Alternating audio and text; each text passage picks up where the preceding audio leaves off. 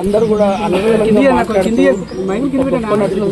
ఇండస్ట్రీలో అద్భుతం ఏంటంటే ఒక స్లాంగ్తో వచ్చిన ఆర్టిస్టులను కూడా ఎంకరేజ్ చేస్తూ వాళ్ళకు వాళ్ళ స్థానాన్ని ఇచ్చింది ఈ టాలీవుడ్.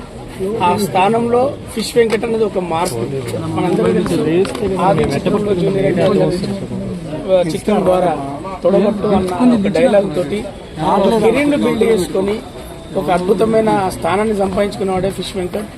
ఆయన స్థానాన్ని సంపాదించుకోవడం కాదు, అందరి మనసులను దోచుకొని అందరి డైరెక్టర్లకు కావచ్చు, అందరి ప్రొడ్యూసర్లకు కావచ్చు, అందరి నటీనటులు కావచ్చు, చిన్న పెద్ద అని సంబంధం లేకుండా కాక బాబాయ్ అని సంబోధిస్తూ ఆయన ప్రేమ ఆయనకు అంటే ఎంతసేపు ఎదుటోనికి ఏదైనా ఇయ్యాలా, ఏదన్నా చూసుకోవాలా అంటే ఎంత ప్రేమ పంచుకోవడానికి దావతులైనా ఇద్దామని అంత ప్రేమ చూసుకునేవాడు.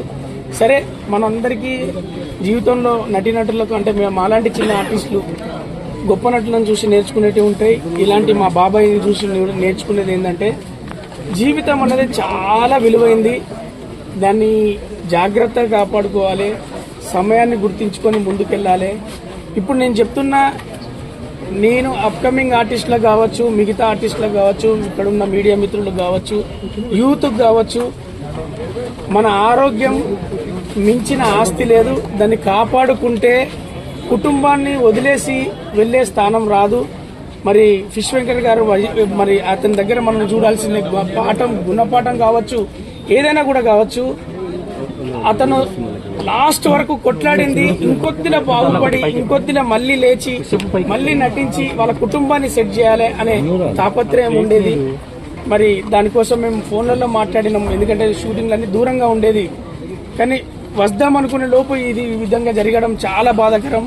మళ్ళీ చెప్తున్నాను, మన ఆరోగ్యాన్ని మించిన ఆస్తి లేదు. అది కాపాడుకుంటే తప్ప మన కుటుంబానికి మనం చూసుకోవాల్సింది మనం ఉంటేనే మన చరిత్ర. అదొక్కటే మీరు అందరూ నేర్చుకోవాల్సింది, మేమందరం నేర్చుకోవాల్సింది. ఆయన ఎక్కడున్నా ఆయన ఆత్మశాంతి కలగాలని, వాళ్లకు ఆయన ఆశీస్సులుండి, వాళ్ళ కుటుంబానికి ఆయన ఆశీస్సులుండి, వాళ్ళ పిల్లలు వాళ్ళు